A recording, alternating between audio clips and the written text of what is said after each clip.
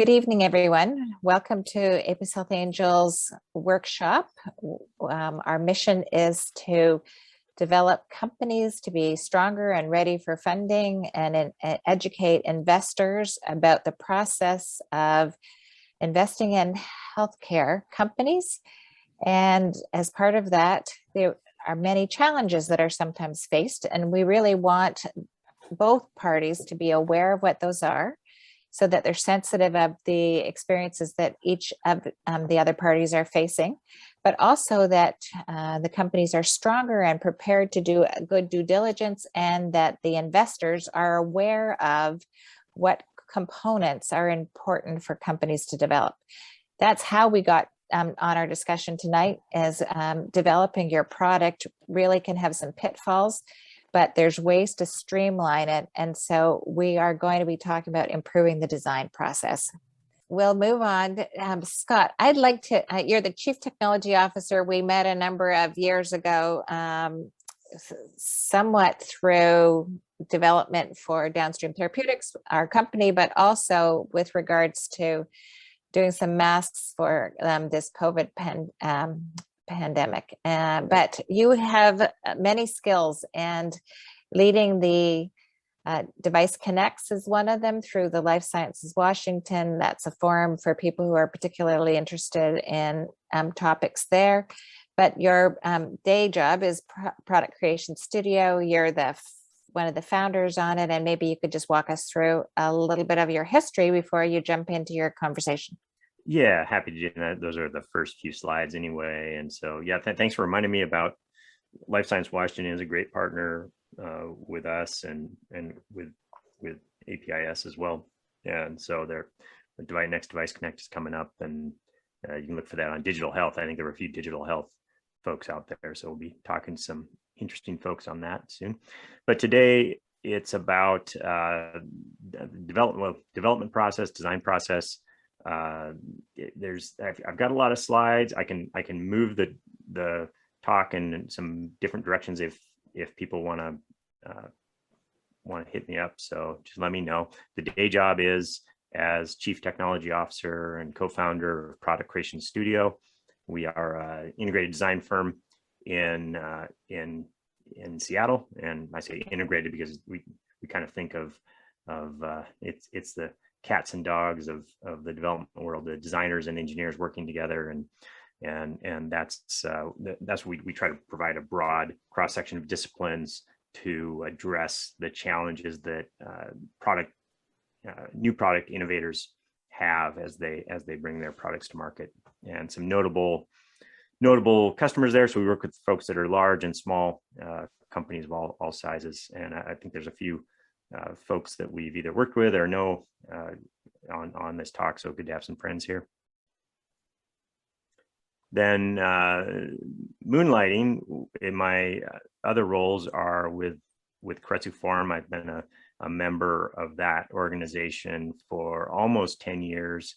And that's led me to be able to be part of some other angel groups on and off. And so joined that to learn a little bit more about how investors think and how we should be thinking about some of the deals that we had going with our company. I haven't been I want to disclaimer, I am an investor, and I've invested in about 8 to 10 companies, 4 of which are definitely medical device companies. I've shown their logos as the ones that I could. There's some that are trying to stay quiet for now. And so I do have some experience there. I am not still waiting for that huge exit if you want the been there, done that people that are filthy rich, that's not me, but I'm right there with you guys trying to find the best companies and help them succeed. So that perspective comes from my training as a mechanical engineer. I've seen hundreds of pitches in these different roles as sitting across as an investor or in deal screening. The Life Science Committee, by the way, that's usually the first place that life science deals, either medical device or it could be drug diagnostics, therapeutics, and digital health aspects that that come into Keiretsu. That's usually the first place they land, and so that committee looks at some of those deals. And so I've seen a lot of the pitches, and hopefully can share some of what I think is effective and what isn't. And then, but also been part of hundreds of product development efforts as part of Product Creation Studio, and we've medical device has been our not the only industry we serve, but it's our largest, and so we put the effort into that.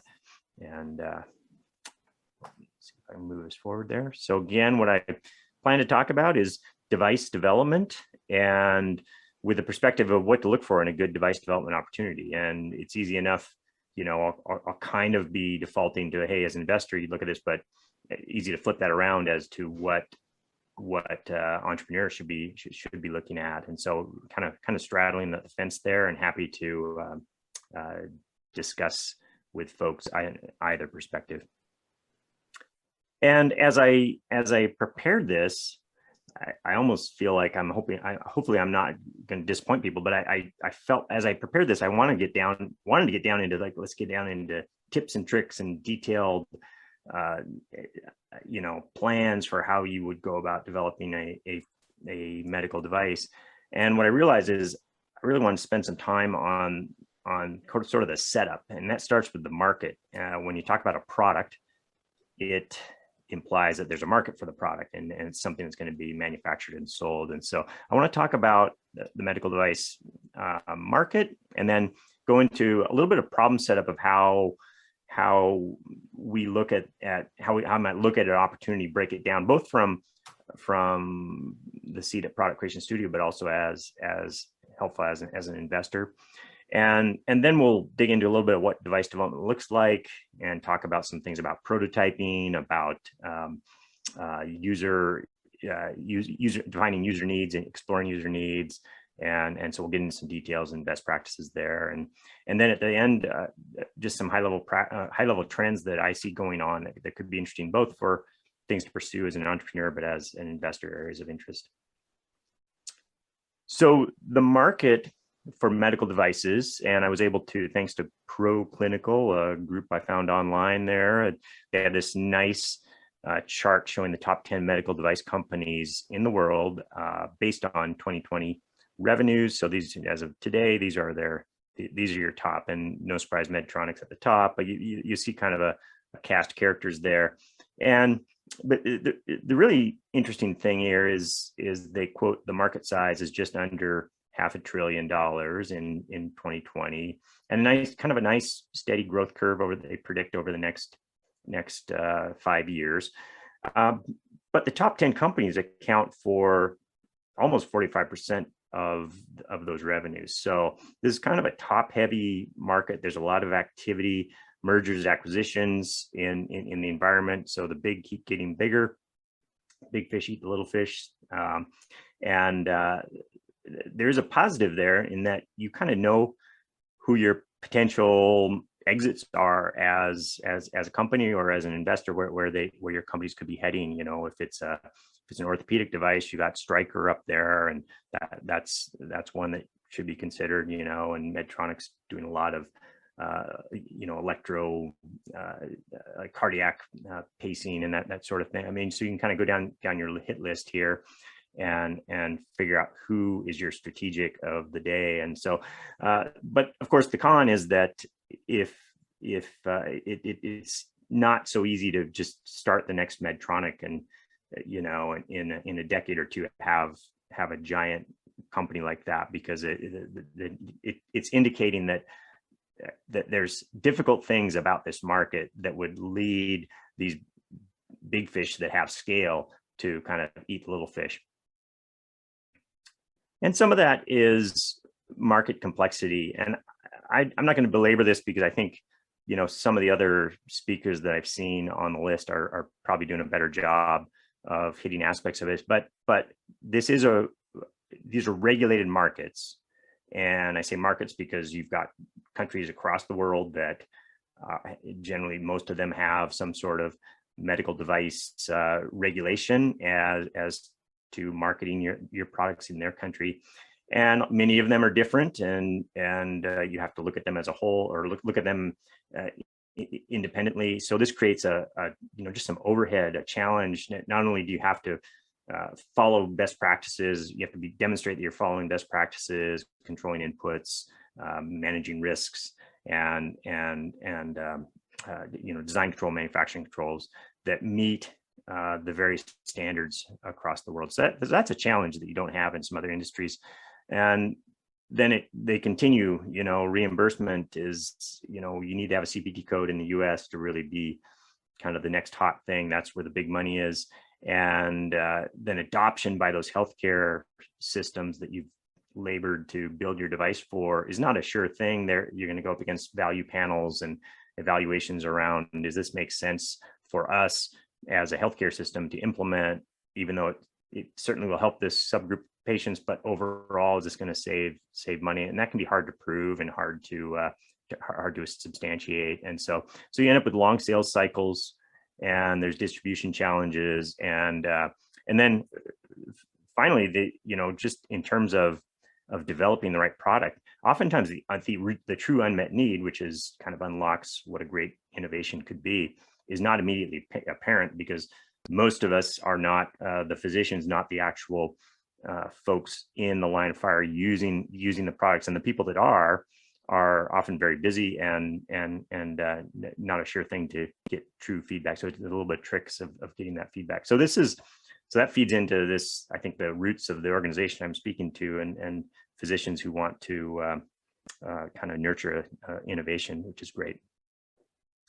So, in bottom line, introducing new products is expensive and time consuming in this market.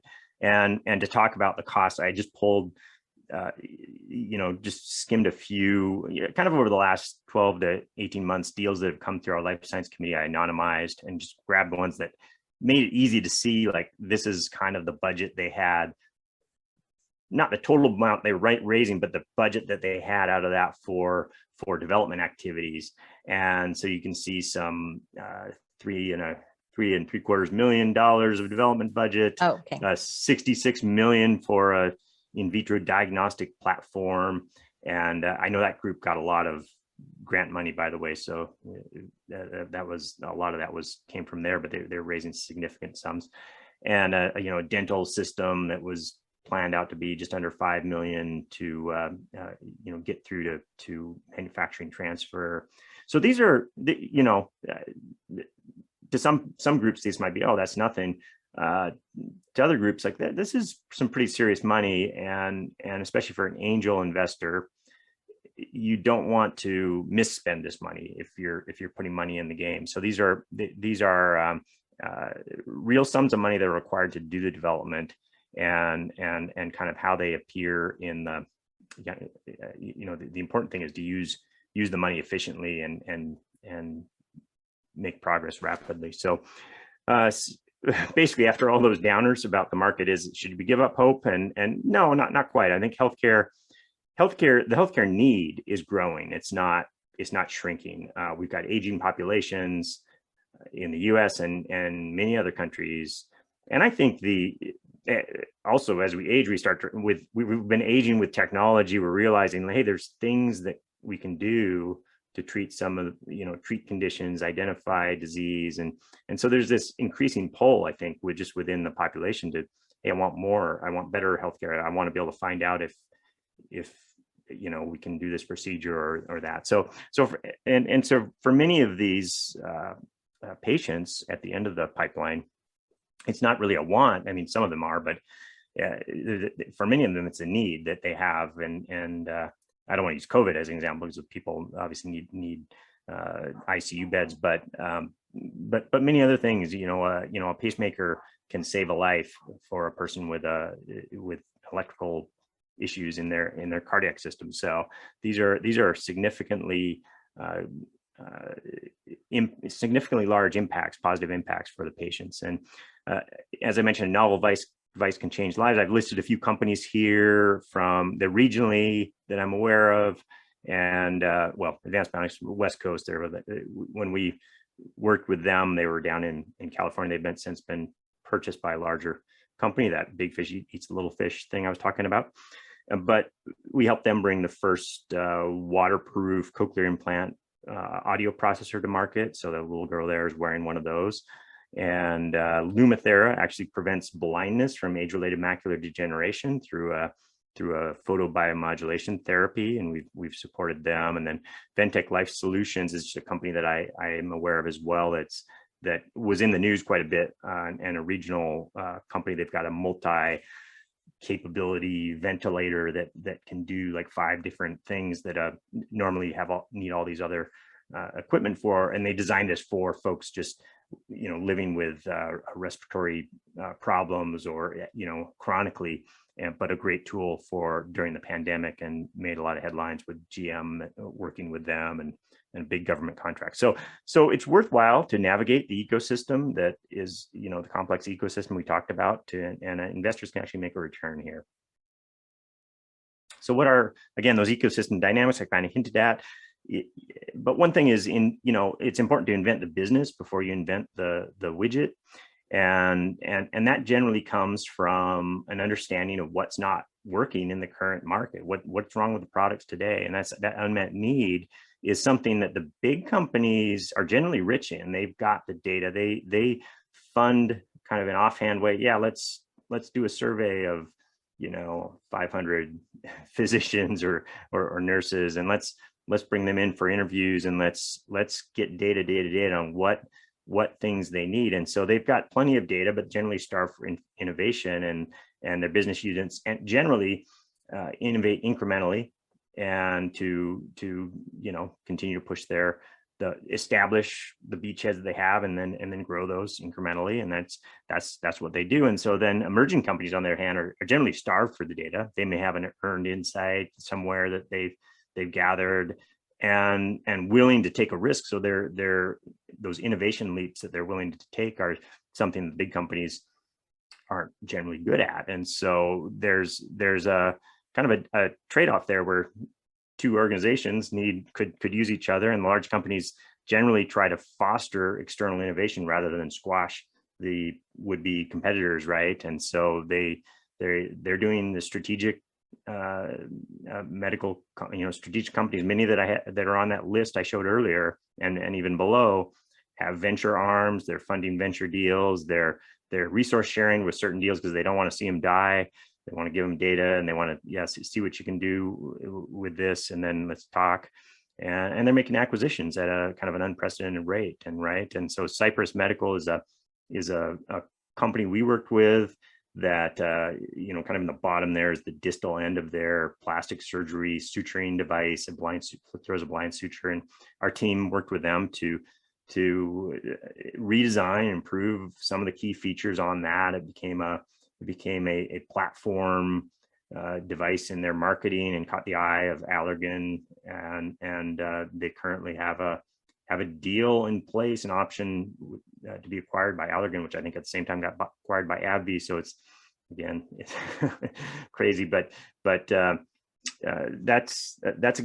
it's real. You can become a small company, make some key milestones, and you can catch the ear of a strategic and have a decent exit that way. So what are the assets that you're trying to develop? And intellectual property, of course, comes to mind. I think probably most of us know that's highly valued if it's significant. But there's other ways to make, if a strategic's really interested in what you're doing, just proof of concept or proof of principle work. And somebody, maybe I should have put in there getting some grants in the area, maybe is a way of showing, hey, this is peer reviewed, and some people believe in what we're doing here. Market clearance, of course, or approval clearance. I think some of the other folks, like I think I watched some of Caitlin's talk, and she does a better job of talking about some of those details. But clearance is a 510K generally, where there's a predicate and approval. It would be a PMA, or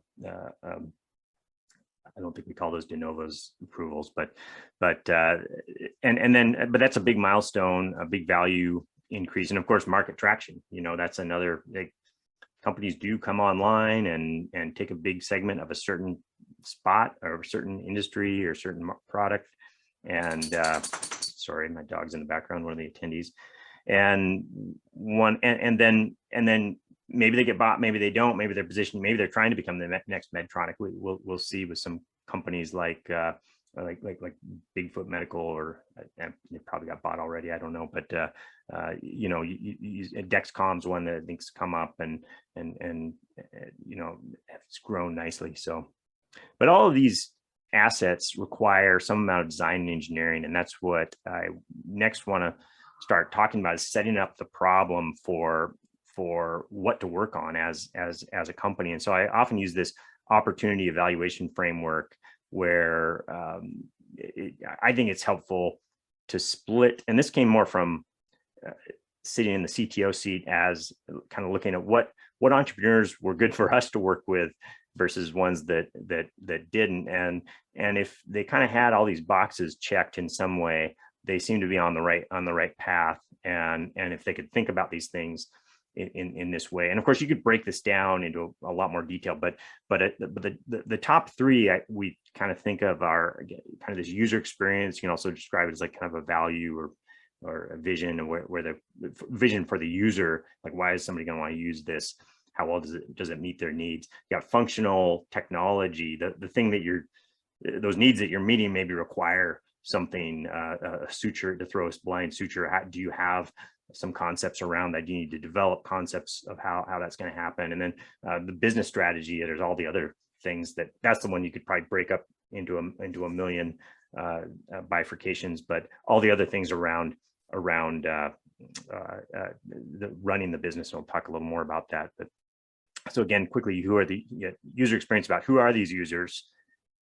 Does your solution consider their needs, and are you talking to them, and do you understand the workflow, the sequence of operations that they need if they're a clinician, or if it's a home use device? Do you understand how they would interact with the device, the environment, and the other constraints that would be there? And at the end of the day, is there a good risk reward portfolio for the users?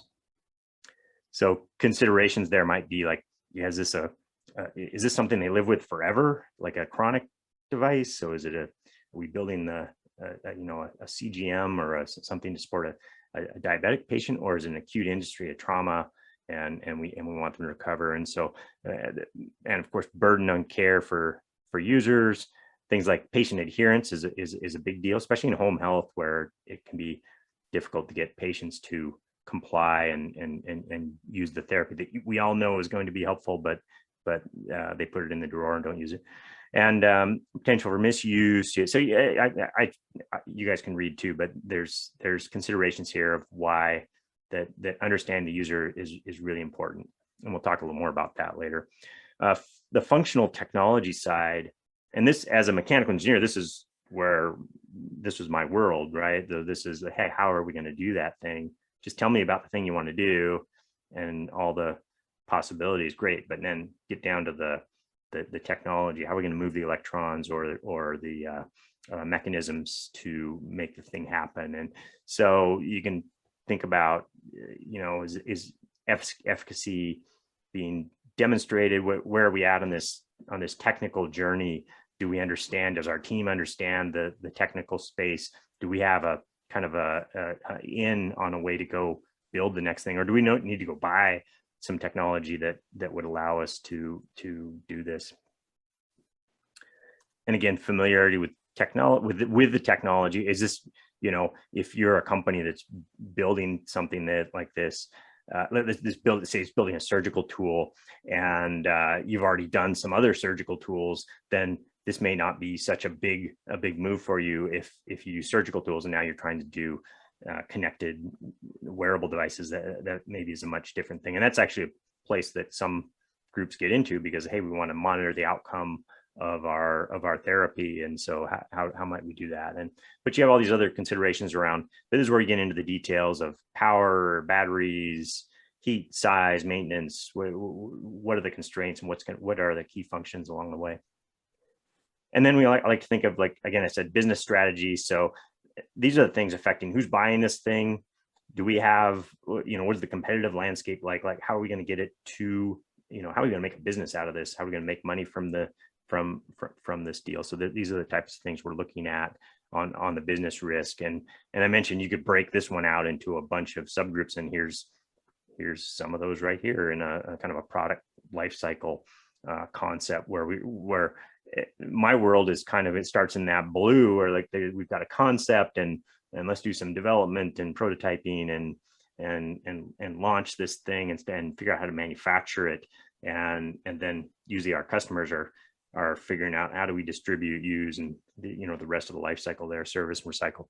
But there's risks there is the key to your potential success. And so if you're an investor looking at this deal, the tough part is looking along the way. We're all excited at the concept phase because it's an unmet need, and we think this one group of customers would love this, but is somewhere along that chain going to be a real challenge for us, say in distribution or in recycling, or any part of this, any weak link in the chain can disrupt a deal. I'm going to stop you there for just a quick sec, Scott, because I know these acronyms you know so well, but maybe for our audience, just in case, the PLM, that you were on your slide that you just had. Product lifecycle management is, I believe, what that is. And the other ones here. CRM. And I'm actually being blocked somewhat by sorry, to be able to see. Let me see if I can move this over. Yeah, and honestly, it's been a while since I've seen this, so I don't recall what this SCM. I think SCM is supply chain. Supply chain. Oh, there's Caitlin. Thank you coming in there. And so yeah, supply chain management, and then CRM must be something to do with the life cycle, back end customer relationship management. Yeah. Thank you. Sweet. I got backup tonight. This is good.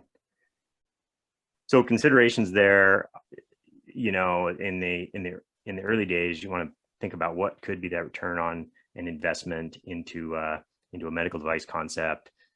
And you can look at, of course, market size, what the TAM, what's market share, total addressable market, what market could we capture, but the competition, I think, is really important. Sales cycle, life cycle, IP landscape, which can be hard, difficult, and expensive to assess. But these are all things that need to be thought of. And actually, let me first. So just the concept in short paradigm, to go back to this, I like to think of this breaking up into these three areas, just as a tool to think about, is this opportunity exposed to some risks that maybe I was hidden because I was so excited about what they were saying about this new widget and this new technology. But having a little discipline to say, okay, yeah, we also need to think about these other things. The fact that there's predicate IP that's going to block us, or distribution channels that are going to be hard to tap, or the fact that while it's the best technology ever, graphene nanotechnology that nobody can match, we didn't make it into something that a user cared about or was going to welcome, and they don't want to pay the extra money. So that it just helps kind of separate and divide and conquer, so to speak. I think you're also looking at whether or not something you're developing is incremental, in which case it may have adoption or not so. But at some point, if someone's got something that's quite breakthrough, and not just in the FDA designations, but breakthrough, it really changes everything. And so you might have the best product on the market, but if something else that's more interesting and enticing and changes the whole scope of care, could be way more compelling. Yeah, that's a great, I think Caitlin in her talk gave an example of the smartphone and the fact that, I don't know if she called out Apple, but she was showing an Apple, and it was like really they're kind of a fast follower company, right? I mean, they get called innovative, and I think they are in certain features, but even those features, if you break them down, they're things that already been done. What was innovative is they took the time to have it be human-centered designed and made sure they had all their kind of ducks in a row before they pushed it out, rather than, hey, we figured this out, the technology, let's just push it out, so we're the first kind of the first mover. And we honestly, we end up working with a lot of first movers as a service company, because those are the people that, hey, at times of the essence, we got to jump on this opportunity. And honestly, yeah, it's a point where it's like, okay, well, now time to market is critical, and you start looking at ways that you can reduce. And so maybe you don't give some of, you pay a little more to integrate a feature that it's going to get cleaned up in a revision on a future product, and that may be just fine, because you weren't trying to bring the Apple experience for this. You were trying to plant your flagpole in the market first, and start proving to one of the strategic companies that, hey, we've got a solution for this. I know we're losing money everyone we sell, but we've got a solution, and we can start grabbing market share, and that's valuable potentially. So anyway, just talking a little more, we don't have to spend, I grabbed these from another talk I did a while ago, but I give a consumer fail was new Coke. And sorry if there's new Coke lovers out there, but I think they certainly still had a good recipe. It wasn't like it wasn't a cola, right? It was still a cola, and they had all the business capability to understand what they were doing, but the users were puzzled, like, why would we switch to we love the old Coke, and so there wasn't a reason there, and it didn't do well.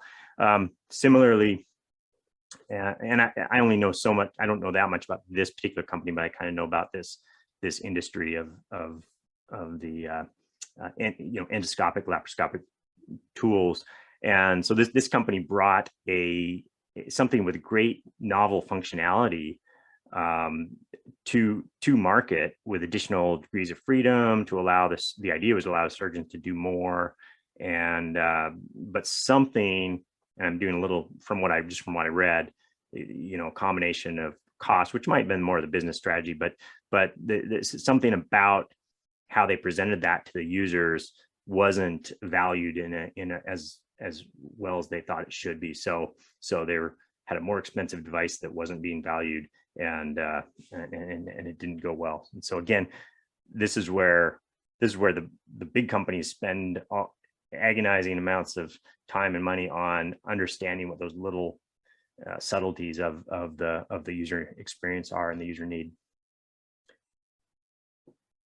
A functional fail, and we all know the Volkswagen, well, maybe we've forgotten, and we can give them a pass. It's been a few years now, so we can maybe forgive them, and I think they've committed to making more battery powered cars now, so that's okay. But they did twiddle with their settings on their diesel engines to get them past emissions, and so it's kind of a functionality fail that they got caught in and exposed.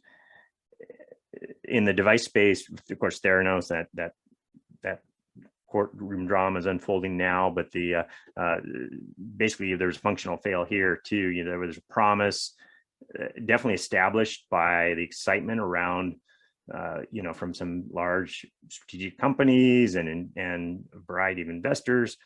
There was something here that was touching a nerve on the business side. People were excited, and they were excited about the user experience they were talking about. There was excitement about Theranos and where it was going. They just didn't actually have what they said they had, right? They didn't have the functionality to back it up.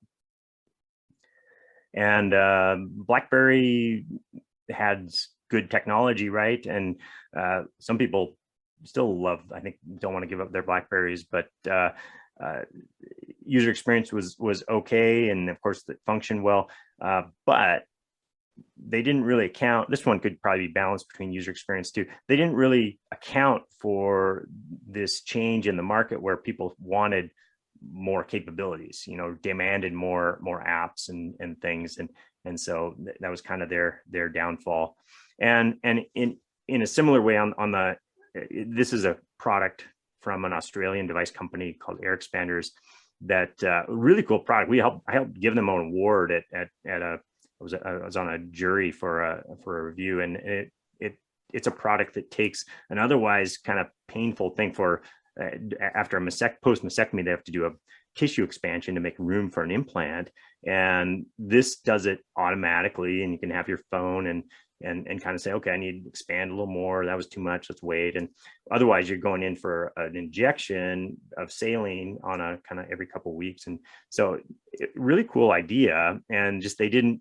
Well, I shouldn't say I wasn't there. I don't know if they thought about this or not. But the true landscape was that this industry is controlled by kind of two companies, Allergan and J&J, and they were kind of, air expanders is trying to insert a novel, albeit better product, kind of into the middle of the supply chain of the workflow process. So there were products upstream and products downstream, and J&J and Allergan, are not going to make room for something that's going to significantly displace them. So this may have been a good one to try to bring to their attention and sell to the company rather than go hardcore into the market. I don't know. Okay, so finally, after what most of the time I had, let's talk about what device development looks like. And to start with, I want to talk a little bit about kind of what personas are involved. And again, this kind of hinges on experience at Product Creation Studio, seeing which customers, entrepreneurial customers, are what are the ones that have their bases covered versus one of the ones are kind of struggling and we're not sure really going to ever make it. And so what we see is there's generally kind of three types of people in a fairly early stage deal. And I think that it continues out and just kind of course, bifurcates, and there's more to do, I think, on the technical programming side. But we often see there's an innovative thinker that's an inventor or founder, and a strategic visionary that's a CEO. They're the ones that have to go raising the money. Sometimes that's the same person. I think in the healthier companies, they start to identify, single out those roles to individual people. And then there's a technical program manager, I'm calling and this is the person that is like, I think of them, this is the real device development engineer or the designer who you sit across from the table, and they're given the task of, okay, when's it actually going to be done, and what are we going to do? What are the steps we're going to take to get there? Meanwhile, the strategic visionary is talking about the outcomes. So, okay. Another aspect I want to speak about it was related to the personas that that are going to fall out from there is your development team.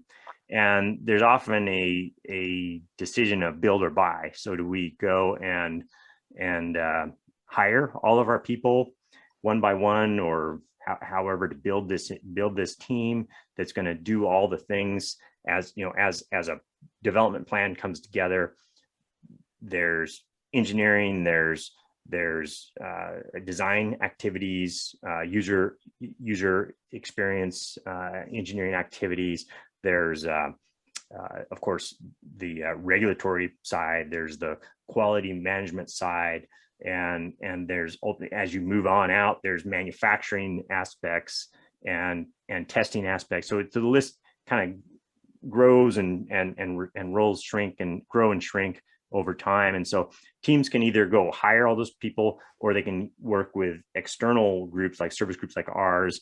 And then I also, as I was writing this, I thought, I've also seen a lot of companies that pretty much just went and acquired the technology themselves from maybe a incubation group or academic group, and then take that forward from there. So there are some options there, and I don't want to, of course, we're a service group, so I want, use us, we're the best, but there's sometimes reasons to do different things. I think the truth is usually you fall somewhere in the middle, where some roles are so crucial to the success that you just need that person to be invested and full-time in the company. And then other times, say an industrial design project or a human factors study that we're going to run. We're going to run it, but we're not doing them always, one right after another. So it's better to hire that out. So it's really kind of looking at the breadth of experience you need at the various stages, and then picking the model that you want to go with. And so going back to the personas, sorry, a little disjointed. The visionary folks really are kind of focused on the what if we can just do this thing, then we are going to rule this market, right? And have this great outcome.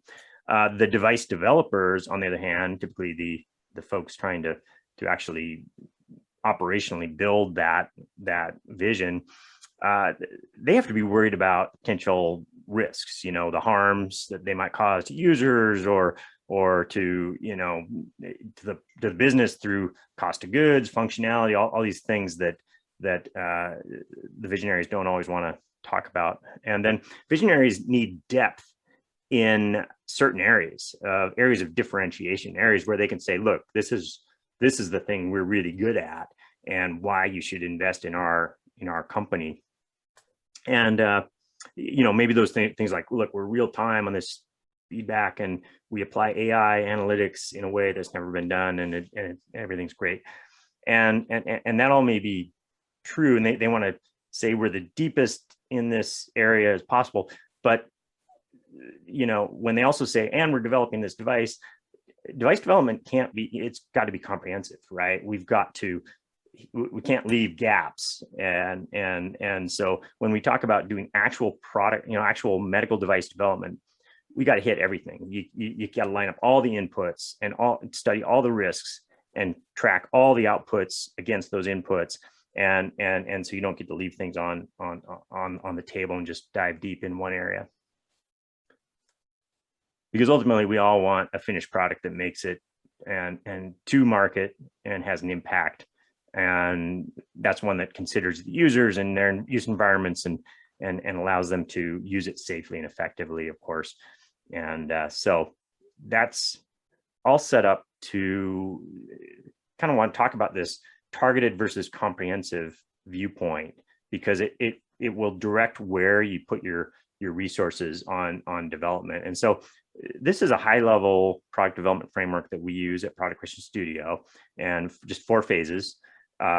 Starts from this point of kind of intake or survey, where we're like trying to line up everything we know about the product, and then at the end is this transfer to manufacturing, where we're delivering this product to a manufacturable state, a design candidate. And there's other frameworks that maybe have a few less steps, but a lot of companies have this basic philosophy of how we're going to step through a process and kind of some gates that determine progress. And so what's the important takeaway here is this part has to be comprehensive. So if you know all your inputs, we've done the studies on the user experience. We know the technical feasibility, how we're going to accomplish that, and we've looked at the business aspect. We are ready to go. So great, let's dive into this. But if you're not so sure about that, that's where we kind of introduce this phase 0 concept, where we want to have the freedom to do some work in a more targeted way that maybe is less burdened by the design control out of the quality management system, because all we're trying to do is reduce maybe a single risk around the product or process. And so this concept, I think, is important because it helps direct how you manage your resources and your expectations, both as an investor and an entrepreneur. And so just a little more about phase 0 in our minds is it really an exploration of a specific risk. Now we bend on this sometimes, and yeah, let's de-risk these 2 or 3 things. Great, but the more you do that, I think the less efficient you become at building. Your prototypes have to be more rich and full featured, when really, if you're rigorous and disciplined, is like you identify, look, it's this one and maybe this other risk right now from where we're looking.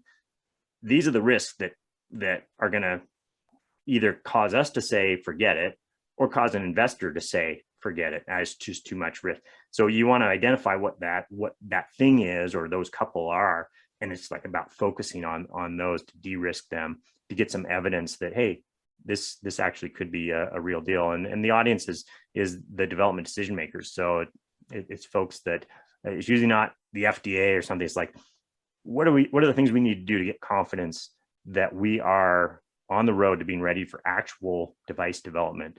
Because the thing I didn't maybe mention about actual device development is that comprehensive factor makes everything that much more expensive, right? And so instead of 2 people working in the lab, you've got maybe 10 people distributed out over different roles and responsibilities. So you're ringing up a much higher burn rate.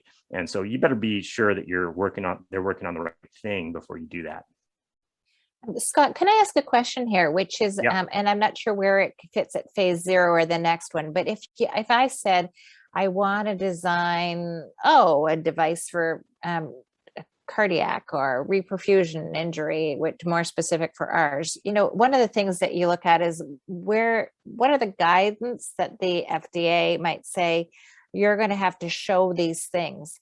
Do you fit that into this phase 0 as that's a risk if we can't demonstrate that we have to meet those testing requirements that are there, that it's almost in your formulary of things that we're going to have to prove that we can do in risk management? And I don't know if it's here on your slide or it comes on the next section. Well, I think I can answer that, and maybe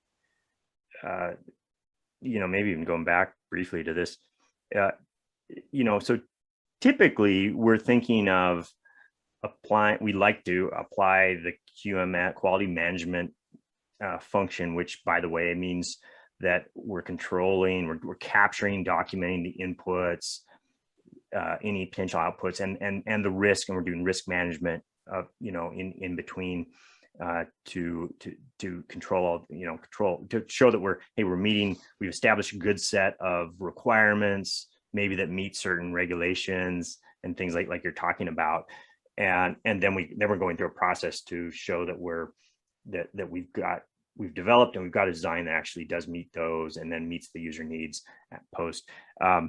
In phase 0, we're trying, the reason to do phase 0 and to call it something different and you could just roll it into phase 1 or phase 2 or something, but the reason to kind of have it precede, and this is, FDA's got, I think they've got the pyramid or something with somewhere they've got a development plan that shows feasibility as a portion that's recognized, and it's something that has to happen to demonstrate some feasibility before you go into. And so that's what really phase 0 is about. It's like the R&D research.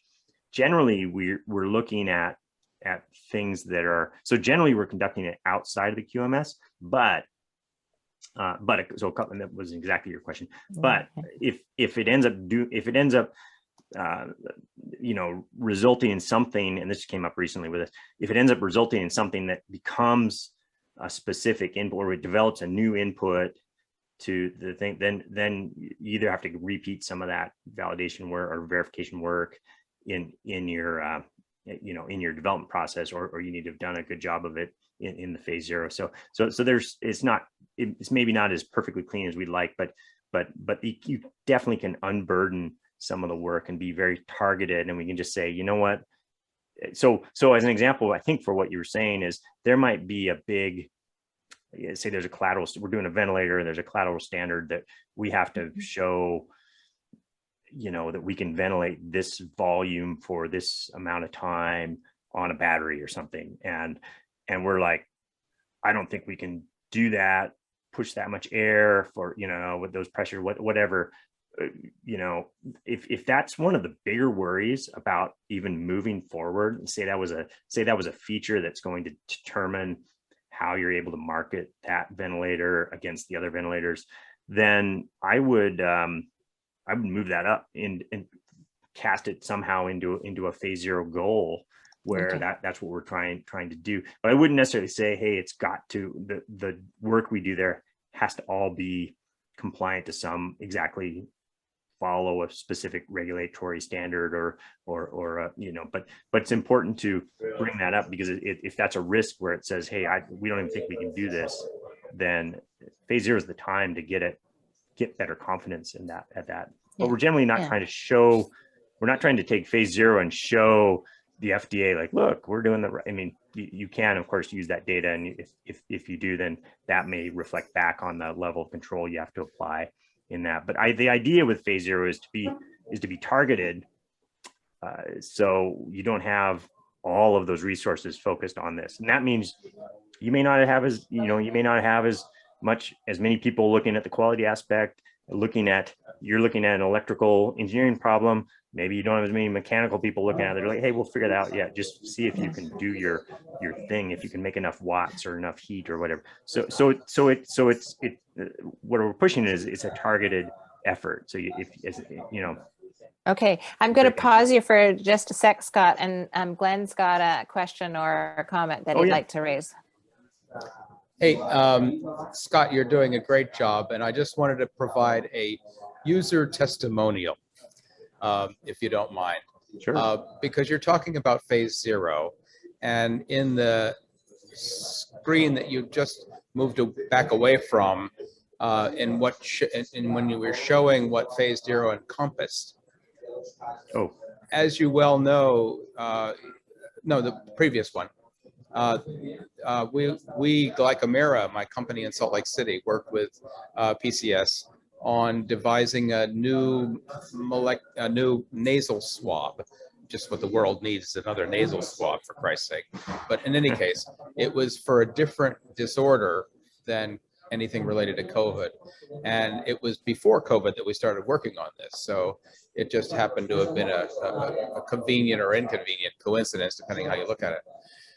But what our experience was the fact that the phase zero program that we did with PCS as a small company with almost zero resources, he actually and his team of bioengineers and design people, it was just an amazing team for a very reasonable price, put together the whole survey, envision, develop concept for us in such a way that we were able to submit a small business grant, and based not necessarily on that particular grant, but related to that, we were awarded almost $3 million in NIH money for farm tox studies to get the thing through to a human clinical trial, and not for that swab, but for the same company. And the device that we submitted the grant for, I don't know where that went, but it's still pending, I think. Nonetheless, Scott's services, PCS's services, are much more dramatic and dynamic and comprehensive than what you see on this simple graphic. The simple graphic is important to give the idea, but what they actually do when they're working on you one-on-one is that they are so committed and so invested, co-invested with who they're working with in getting a proper outcome, both for the customer, being the company that needs this thing for a grant proposal or whatever, but also envisioning how a physician's going to use it and how a bioengineer or a manufacturing person is going to make it. And it doesn't, I mean, I just have to say that I really value Scott's participation in the APIS formulation, and I have to give a shout out to him for being one of our first West Side members of the SB3 Northwest, originally just in Spokane, but now everywhere, incubator. But it's great to have PCS as a partner, because they really are very ecumenical in where they work, who they work with, what they offer, what they do. And I don't know how that business model actually works, because they're so great at helping small businesses. But whatever they're doing the right thing for the community. So that's my user testimonial. Thank you, Glenn. That was very nice. Appreciate it. And yeah, and I think that feel like when we are quoting phase zeros and doing planning, it's all about trying to get the client we're trying to under promise when we're doing the contract. Like, look, we can't do that. We can't do this. Let's just, all we can kind of promise, we'll get in the room and we'll promise that we'll report on the findings and we'll study in this way. And then hopefully in most cases, I think in most cases we do, we're able to kind of over deliver, because we're bringing device experts who are passionate about seeing the proper outcome. They're excited about the fact that, hey, this is that we always sit, there's a kickoff meeting and we sit with the kind of the stakeholders, principals, and they talk about why this matters, and it moves our team where like this is important to them. They want the work that they do to matter, and so anyway, much appreciate the kind of pulling out a little more detail. So we always are often trying to under promise and over deliver, and I think that's not a bad strategy for the entrepreneurs to approach in this phase two. Don't try to do too much in a phase zero. Try to focus on incrementally reducing, increasing your confidence, reducing the risk of key areas that might get in the way of you getting funding and going forward. So Scott, here's another question.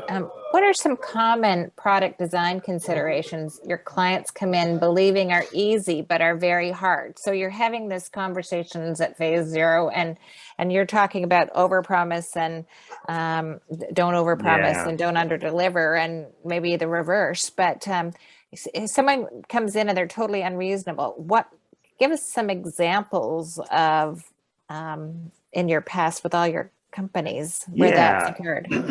Yeah, and I think I do have some slides, at least some comments on this later, but I think we can just talk about it here. There is a tendency on there can be a tendency, and I think there's partly why I'm getting to this. Hey, there's this targeted portion, and then there's a comprehensive portion, and be aware. I'm just saying, be aware of them. They're both needed, but be aware, because the burn rate at a comprehensive portion is much higher, and so you want to be a little more sure. But it's a big point of misunderstanding between investors and entrepreneurs. And entrepreneurs are naturally trying to say, "Hey, look how far we're almost there." If you've seen enough pitches or talked to enough, we see it all the time at the company where it's like, "Hey, we're 95% there," and in our we usually don't tell them, but in the back of our minds, we're like, oh, after we're like, oh, 95% there. That means there's 100% of the work in the last 5%. It's often, there's often a lot to be done. And I think it's mixing that we worked on a ventilator, combined ventilator. This was over 10 years ago. And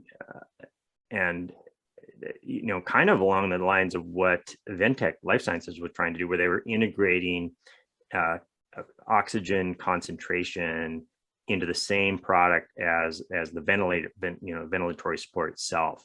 And we were working on that, and as well. And the principal at the time wanted to, had the right idea to make a series of prototypes. But the prototype they always wanted was kind of everything. Like, he felt like, if we can just prove that we can fit this thing in the size of a luggage container, so it could go on an airplane, that'll be awesome. And but it's got to produce this much oxygen, and it's got to do this ventilatory. So we're always being pushed to combine both these comprehensive set of requirements of the vent with fairly novel things that we were doing to try to get the size down to a reasonable portion. And I think I've done some talks where I show the various prototypes where we kind of went backwards. One of the first prototypes we did with this was this nice little form factor correct device system, but it didn't, so we kind of were successful in putting everything together, but then we didn't have the performance that we wanted. And we made it really hard to go in and fix that performance, or even figure out what was going on, because we'd made everything so small. So what we really needed was what we did later, which was a benchtop model where everything's laid out on a couple levels of a rack system. We could get at the tubing, and we could insert regulators and sensors and over sensor the thing to want more data than you'd ever need in the actual product to figure out what's going on. And so those, kind of those mixed goals of, hey, we want it to be targeted and comprehensive, caused I think it wasted a lot of money, and that's not the only case where I've seen that happen. It's very common on kind of on both sides of the seat. The investor maybe wants to believe that they're closer. Hey, this thing is really close, and look at they showed me a cosmetic model that looks like it's the wearable that's going to, go. So they must be about to go to manufacturing. Well, we can make cosmetic models from design to print to paint and in a couple of weeks. So we can make that look really, really impressive. And that doesn't mean we're about to launch into production, and there's still a long ways to go, and we still haven't hit that comprehensive place where we've lined up all the real requirements that may show that this form factor isn't even going to work because it just wouldn't be allowed on the market. So a really good question, by the way. So maybe I'll get back. So, and I apologize. Some of these slides that's why it's great to have this discussion, because some of these slides are kind of, a little bit jumpy from one point to another. But a key, as you look under the hood of what's going on in the development process, it's an iterative process. And the goal, honestly, I don't know what happened to the text here, but I can speak to it without the text. It's the goal is to get through these design cycles, and this goes for, I think maybe even more for, maybe it's more important to do it efficiently in the phase 0, but area. But this is kind of what happens throughout the process. There's a series of prototypes or design candidates being designed throughout the process, and it's sort of this design, build, test philosophy. And really, we could say learn. I think I've seen design, build, learn, and really, because the learnings that come from the testing are what's important, and that's what in the design process. So when you pull back the curtain, there's a lot of sitting around CAD stations designing, how is this going to work, how are these parts going to happen, getting those parts built, bringing them together, running tests with them, and then you learn something, why that didn't work or why that needs to be modified in the next round. And so what you learn is it becomes, the faster you can do this cycle, the faster you can do development. And that can be a little bit disconcerting for folks who haven't seen behind the curtain before and expect, and I've seen this in investment pitches too. It's like, R&D or product development is always usually just a chunk in each tranche that they're doing. It's like, okay, we're going to spend this much on it, and so everything seems deterministic. Okay, it's going to take them 8 months, and they need that $750,000 to do it. Great, I'm glad to know you're got that in order. But within that, there might be 3 key iterations of prototyping that are going on, and the outcome of any one might totally upset the waterfall plan that you had, and so it's kind of an active process. So that's why we have them. So test early, often prototypes, and it's really about those learnings from the tests. And then I wanted to show a little bit of Lumathera is a company that a friendly customer of ours that often has allowed us to do a case study on their product as we worked with them, and I got to sit alongside Clark Tedford as he was raising initial grant money from the state and from NIH, and we got to help participate in some of those activities to see that side of it. And we went through a series of prototype rounds with them, doing first kind of just feasibility, proof of concept, and to demonstrate that what was known to be the therapeutic light levels could be produced and delivered to the right tissues in the right way, all the way up to design candidate, for pre-production candidates. I would say that went to our manufacturing partner for completion. So this was we got to touch this all the way. In fact, still work with them on controlling some of that as they go through testing. They're on market in a variety of countries, and they're in testing in the US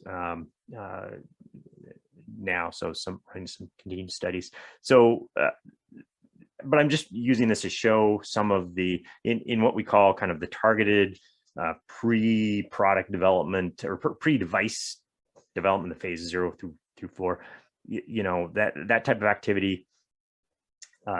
Maybe we're just setting up a test so we can see if enough light can be produced and routed where we want it to go. Maybe we're doing some cardboard mock-ups to evaluate if this is a feasible organization or feasible arrangement.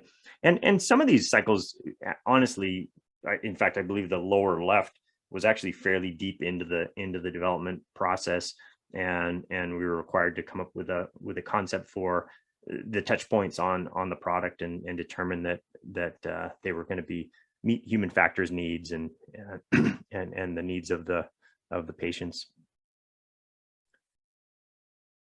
And then getting into the product development prototypes, this is where usually the product starts looking more like, or the prototypes start looking more like the finished product, where we're doing we call them ECE one, ECE products, but their EVT is a probably more common term, where it's like the engineers trying to prove to themselves that we can put all these things together in the form and the intended form and function that was supposed to be, and then this is kind of the first time we've done it. So you don't expect it to meet everything, but this is where you can start doing that verification testing to link back, like, does it produce the light that we said it would in a reliable way, and does it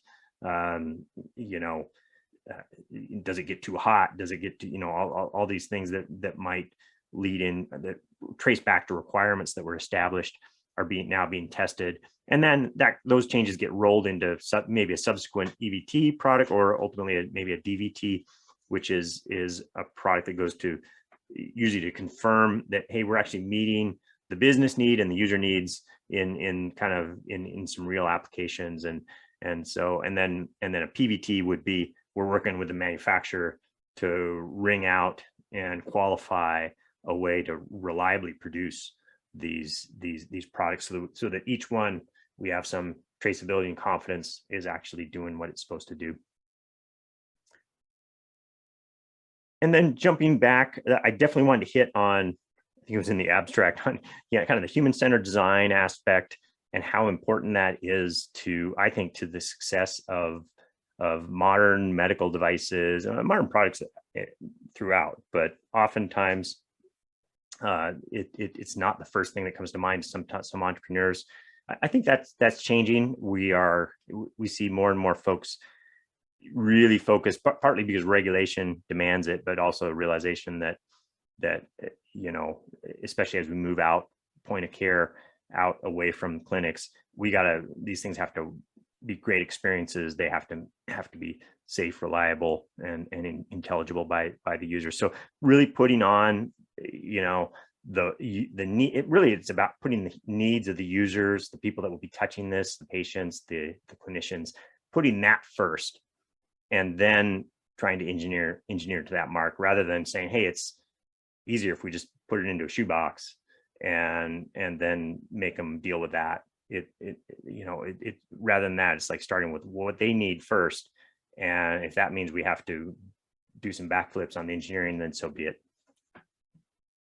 And it's about understanding the users, their emotional state, and kind of where they're going to be, the motivations, what capabilities they have. Are they, is this particular patient group, are they elderly? Are they young? Are they, neonates? It could be a broad range. So it's really important to understand who they are, what their needs are.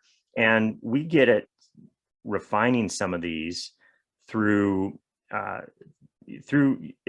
variety of user studies, basically. So some of these could be even before we have prototypes, where we're just surveying or just discussing needs with a particular user, and needs and expectations, observing current workflows, and trying to understand why they do what they do. Really important work that then helps to set up the problem for the engineers to design around. And we had tips and tricks for user studies if you're running these informally or formally, but it's have this curious, neutral mindset where you're not trying to lead the witness, you're trying to figure out what they were thinking and why. And of course, clearly have a typically we have a protocol we're adhering to. We have ways of spinning up the situation with them. And if it was summative testing, which means, hey, it's supposed to be an actual user in the actual use environment, then it's even hands off. It's like, yeah, the plan is put you in the environment, in a room that simulates the environment with the product, the instructions, and do what you're supposed to do, and see if, and we all hope that they understand. And usually in the formative studies we're more often involved with, we're trying to figure out game plan. How do we learn the most from this particular user interaction, because these can be expensive interactions, but how do we plan to learn as much as we can, and then of course record everything. And yeah, and again, yeah, I think I mentioned these are no longer just this would be a good idea, best practice.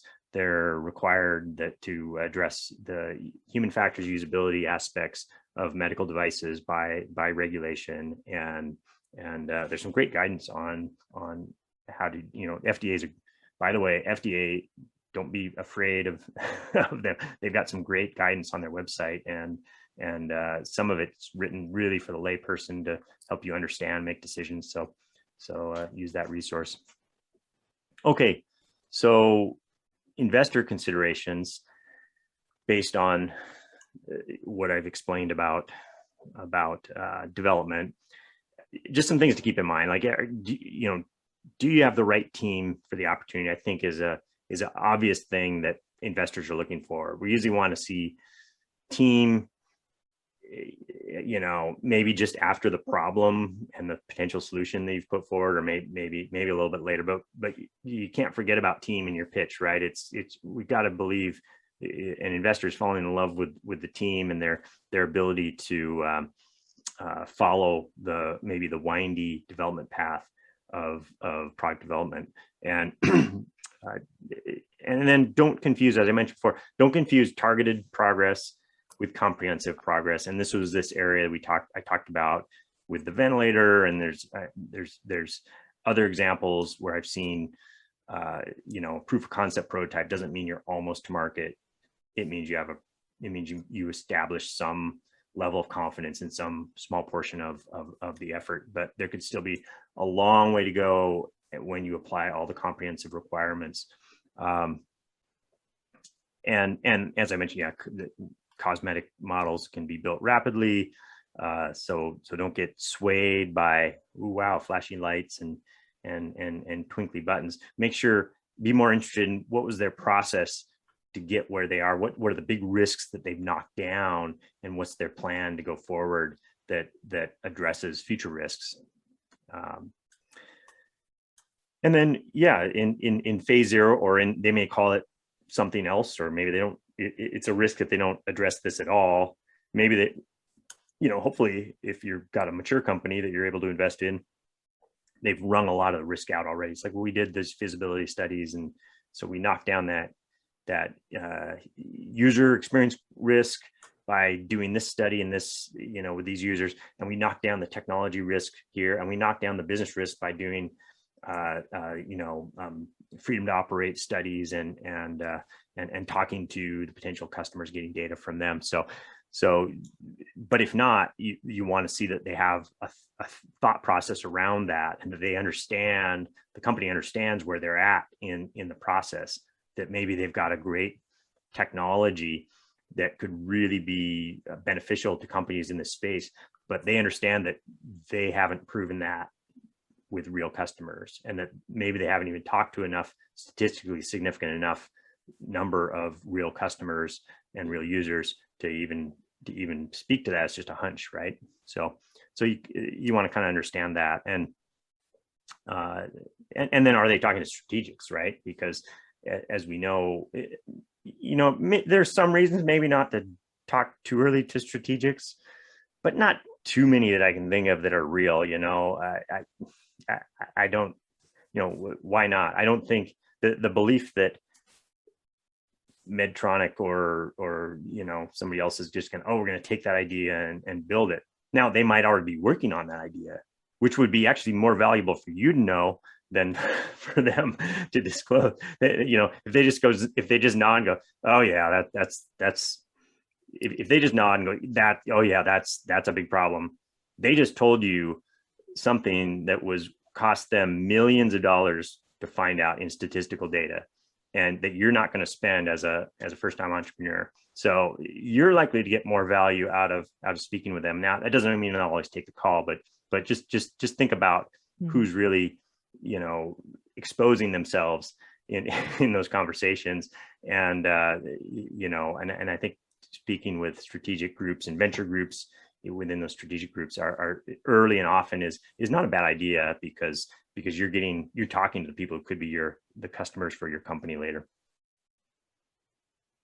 And the entrepreneur considerations could be kind of flipped around, so a lot of them are the same. I think I just brought a few out that think about. If you're an entrepreneur, maybe you're writing that grant. This is a great example. Grants can be you really want to be focused there on proving that thing that the reviewers want to see, right? And so don't solve everything when it's a single risk that the reviewer is going to say. It's like, yeah, but you're never going to get this down to the price that it needs to be. So I don't want to talk to you. It's like, well, okay, you better have an aim that this is all about showing you that we can get this down to the price that it needs to be, and that's feasible.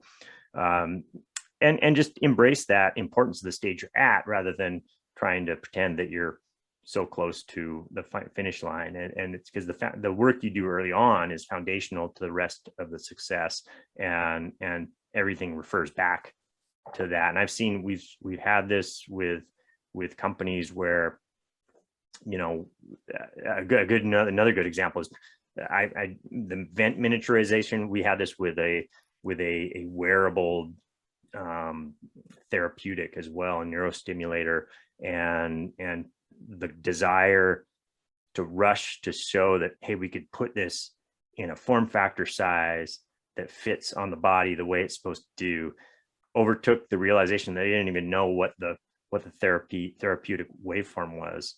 And the therapeutic waveform could have been evaluated separately with stuff off the shelf, right? And so just being a little bit of kind of recognizing where you're at and doing the foundational work there, I think, is really important. And then planning how your development team is going to grow and shrink, and how you're going to respond to that. And there's great people in the ecosystem that I think the reality is you're going to reach out to at the right points in time. And then there's going to be key roles that you're going to want to find partners or people who want to be on staff or invest with you. And then trends, how are we doing on time? I guess we should be okay.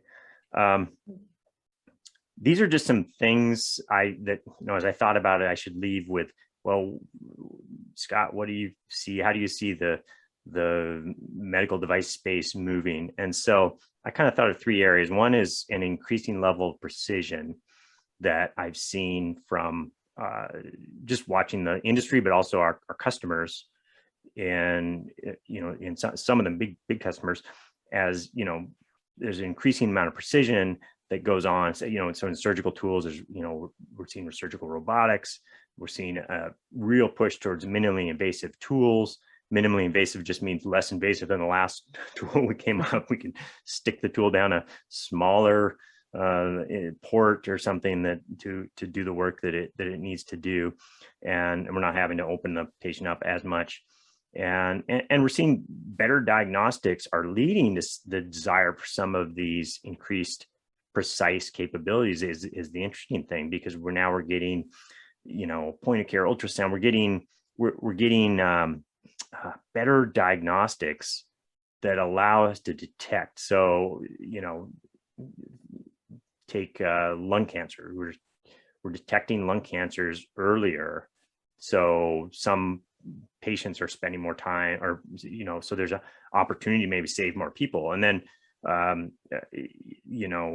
if we can cut a smaller part of the lung out, is that more beneficial, or is there some other way we can approach it to have a better outcome? And so as the tools for diagnosis, some of that imaging, but also just some of the AI and the fact that we telemedicine, we can have an expert on the, in the room pretty quickly to say, oh, well, there's this unusual condition. And then we're seeing precision in home health as well. So continuous glucose monitoring, I think, is a big one where companies are making a lot of hay off of that. And then personalization I think is a huge and growing deal. Typically, personalized solutions get a lot of lip service, but the reality is they lead to solutions that are too expensive. Like the company I'm thinking of, our local company that did the prostate therapeutic, and it was just very expensive because they're sending biologics around the country and being processed and stuff. So really cool potential opportunities. And if you're a cancer sufferer, you're like, hey, let's not stop that conversation. Let's if it can save me, I want to have a chance at that. But generally these things have been things that have increased costs. So it's exciting, but the possibility for better outcomes, I think, continues to drive it. And the better precision that we're getting from the tools. So why not have an orthopedic implant that's personalized, that's based off a CAT scan and produced just for you, just for your certain bone structure. Proteomic analysis, where we're looking at the protein distribution in the cell itself and how its response to disease. And so we did a project with actually I'm showing it right there in the lower right with Fred Hutch that we reported on fairly recently. That's why I learned about this a little bit with Dr. Amanda Plovich and her laboratory. And they're analyzing the proteome, which is this, all the proteins being expressed in the cell as as being an indicator for disease, or maybe if it's a tumor cell, might tell the doctors what therapies are going to work for you and which ones are not. And so the key was in that project was, hey, we got to, as soon as we grab the tissue, all these other bad proteins start being expressed due to the trauma that mask the stuff that we want to learn about. So they came to us and said, Scott, can you come up with a way to freeze these biopsies really quickly in the surgical suite? And that's what that early stage work was about. But we're seeing, these customized therapies, and then surgical planning, I think, is an exciting, which kind of goes back to the precision too, but it's personalized for you, where they might have a CAT scan, and then the doctors could walk through in a complex procedure the things that they're going to have to do and the paths they're going to have to follow to conduct the work. And so there's a company Proprio that locally that's doing some of that interesting work. And then the shifting point of care is the other one where we're moving from everything being in the clinic to trying to take kind of wellness care out into our lives. And so we see that more and more with especially with chronic disease, like diabetes care, where we're having patches on and monitors real time to keep us in the right range of glucose or insulin, and so this is a trend that I think has been accelerated by COVID, of course, and telemedicine is big. Teladoc is actually getting a foothold now. And I think in the last few years before COVID, they had more reimbursement codes for telemedicine. So I think telemedicine is here to stay, and I think that's a good thing. There's a company called Philips, of course, there's a company called Philips, but their Lumify point of care ultrasound is another exciting example where the dream of point of care ultrasound has been around for a while, but some of these things are starting to become, I think, a reality because of the connected nature of the tool now that allows maybe a less trained point of care clinician to get some real-time feedback from the person who actually knows what the images might mean. And that may tip the tip the balance and make that an actual useful thing. And yeah, I mentioned home health, digital therapeutics. I list a few there that I'm aware of, and home testing, home, both we're seeing that for COVID. I think Cologuard's an interesting one where, it kind of gross to poop in a bucket, but you're trading that for maybe a colonoscopy, maybe not so bad. And so I think we're going to see more and more of that where we can use, get more indications of sickness in a faster turnaround time with less invasively. And so these are just areas of, I think, to be excited about as an investor, and maybe areas to poke around at as an entrepreneur. I think that was it. So any additional questions, happy to chat. Oh, you're muted, Elizabeth. There's been a little chat going on in the chat box here, because I Okay. actually said, you see a blurring of the diagnostics and the therapeutics, and Glenn very nicely pointed out that it's not really a blurring. My better word would have been integration, for understanding what the target is, developing the diagnosis, developing the therapeutics, and evaluating preclinical efficacy. Yeah, I would defer to Glenn on that, but I've definitely seen the tight linkage between diagnostics driving the reason for better therapeutics, which maybe drive I think it's a virtuous cycle. Yeah, and if you really want precision rather than personalized medicine, precision medicine means that you define the target, you evaluate whether you hit the target in preclinical studies, and then you determine in clinical trials and clinical post-trial during marketing whether you keep hitting the target and to what quantitation, what level you hit the target.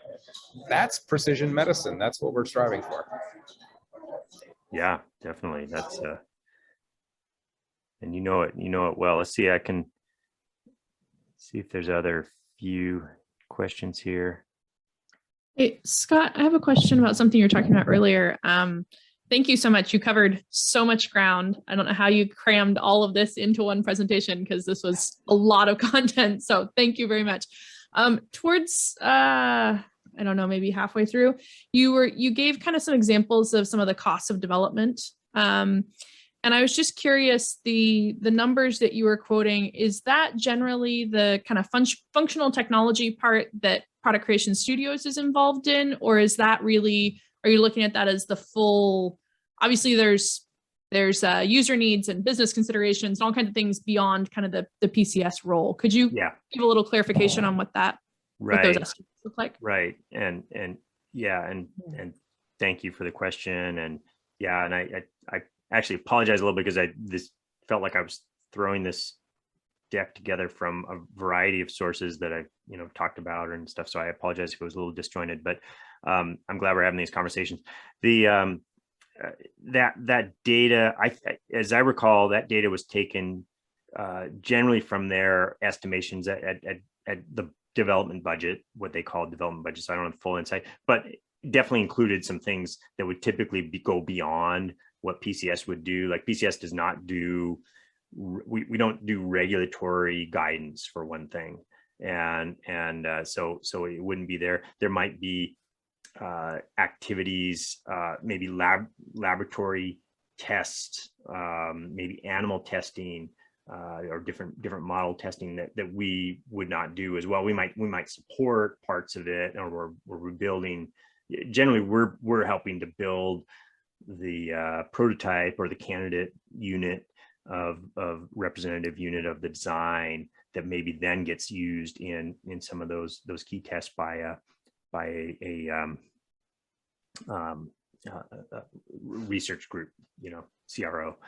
And so, yeah, there's definitely, if it's a $4 million project, that might be a $2 million project for PCS or something, or or $3 million. I want the one that was 66 million, and that's what they'd spent in the past on this. A lot of it being grant funded, but yeah, I would love to have their budget somehow, but right. no dice.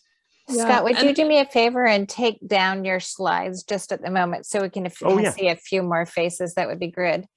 Happy to And then do one that. more question, Thanks. Scott, when you're thinking about some, because I know you work with a broad range of customers, right? So you have some of your customers that are kind of more big business type and some that are kind of early stage startups. What do you see? Obviously, both need to de-risk, but maybe de-risking looks different as a startup versus a large company. You talked about how large companies have access to user data in a different way and some of that. So can you kind of speak to how you would recommend de-risking differently between those two different types of groups? Yeah, and that's a great question as well. I mean, they generally are. So let me just say a couple things about the differences I generally see between those two customers. So we're generally, with a large customer, we're generally asked, we're either asked to do something very specific, like, hey, we're having trouble with this aspect, or we don't have enough resources on this team. Can we break off parts of this project and give it to you? Or they're asking, and this is quite common, this is a really hard problem. We've vetted this, we don't need you to tell us this is a hard problem. We've identified this is a difficult problem. Our teams tried to do some work on this. Our teams don't like to fail as much as they're doing. So we want to put this on you and have you guys see if you guys can fail. So that's a very common thing, is, can you guys apply ingenuity to come up with a solution here? And I see it almost reversed on the smaller companies, where I think they feel the need to, and rightly so. It's like, hey, reduce whatever risk you can in the, on the way. So they're, like I said, they're usually less sure. Well, they think they're sure, but they're usually less statistically sure about the actual potential market pull and detailed user needs. We just had a company the other day that I can't tell you what it was, but it was like kind of a common, they're going to disrupt this common portion of a certain procedure. And just a couple questions from my team kind of led this, and kind of went away. And then they've ever since been, we've been communicating with them, but they've kind of been talking amongst themselves, like, we didn't think about that. So we're half expecting to see a totally different design philosophy come back. But yeah, so that's one major difference is basically in how they approach us. I think the smaller groups are generally, the other aspect is we often get, so in both those cases I told you, in the big company, while they're really critical parts we're doing, rarely are we doing the entire thing turnkey, soup to nuts. Whereas with the smaller companies, we often are doing a much larger part of the project. And so it's a definitely more significant for those entrepreneurs decision to go with us, and they're actually going to be spending maybe more money, or at least proportionally all of their significant part of their product development budget. And so those are some differences. I don't know if I'm getting at what you were Yeah, I think that's really helpful. It's just kind of good to hear, for all the companies you've worked with, kind of you see those trends. So thanks for sharing that. Yeah. Scott, I'm going to ask you a question about whether or not you have some examples of where somebody's come along with their product development idea, and then when they go to manufacturing, they've realized that some small glitch in their manufacturing, glitch in their design has actually really upped their manufacturing costs. I expect that one of your things you're doing is risk management for the companies on this, so they won't get to that stage. But what would be the biggest thing to watch out for when you're thinking about manufacturability? Yeah, and that's never happened with us, right? So I know it's there's always that risk that even you've done your best to design something for a process that you believe, maybe you've seen a process done before, and you're like, well, I know they can mold this. I know they can mold these two parts, these two different materials together. We used to do all the time at at this other company I was at, and you go to work with the manufacturers or the set of manufacturers at this new, for this product that you're doing, and they can't figure it out, or they can't, it's not something they've done. And so there's always that risk that things can go wrong. So part of the answer I wanted to give was that you've got to be ready. That's part of the transfer process. Is there will be issues. There always will be issues, even with the best designs. And in fact, the things that are really lovingly designed with an intention to be ready for low cost, high production manufacture, I guarantee there will be pain because of those requirements. We're building 12 cavity tools or something, and we're trying to push the machines faster, and there's custom tooling to do certain joining processes. Now we've got to look at we're working now with a company that's doing a laser weld, where they shine a laser, a preformed laser beam pattern, actually. So it does this simultaneously through one clear part of plastic at an opaque part of plastic, and it melts the opaque part as they're pressing it together, and everything squeezes together. So when it works, beautiful, but there's 100 little ways where that can go wrong. You're dealing with an optical system now, and so there just will be challenges to getting that stuff sorted out, and it's often it becomes a finger pointing thing between the manufacturing and the production. So it's good to have really clear documentation or a design set, like, look, this is how we believed it should be done, and we have these product samples of how we did it, and but let's we understand there's an exploration portion with the manufacturer. And so anyway, yeah, I mean, we've got examples. I guess the one I was just telling you about, I know is a in the specimen collection world, and they're trying to do relatively high volumes, and that's why they're pursuing this laser weld approach. But sure enough, there's some little gotchas going on, and but it's not a panic time. It's just like our engineers working with the manufacturing engineers, and this happens often too, where of course my engineers probably don't brag about when they feel like it was their fault, but my engineer was bragging that if they'd done it like I told them, we'd be done 4 months ago. But they were quote unquote smarter than I was about the technology, and of course they're the one with the laser and laser manufacturing. So there's always that negotiation, feeling out. The manufacturer kind of has to feel out, is this design really going to work? And our side has to figure out, is this manufacturer, do they really know what they're doing? So there's vetting that goes on. Scott, I want to make sure that people who have a design, and I can see David's, his design is on his screen. So maybe, are there questions that someone who's putting something together, like Alan or Vicky or David, that would like to make sure you get a chance to ask Scott? Yeah, and I know David he's working with some teams at the UW, and and really is pushing the level of what he can get out of some early stage work, I think. And I haven't checked in with it. How are things going, David? What are you working on? Sorry, I'm having some trouble here with my video, but we're progressing at the CoMotion Hardware Lab at Fluke Hall, and so I've had half a dozen students working on the prototype, and we've packed a lot of AI intelligence into that little box there, and so it's been great.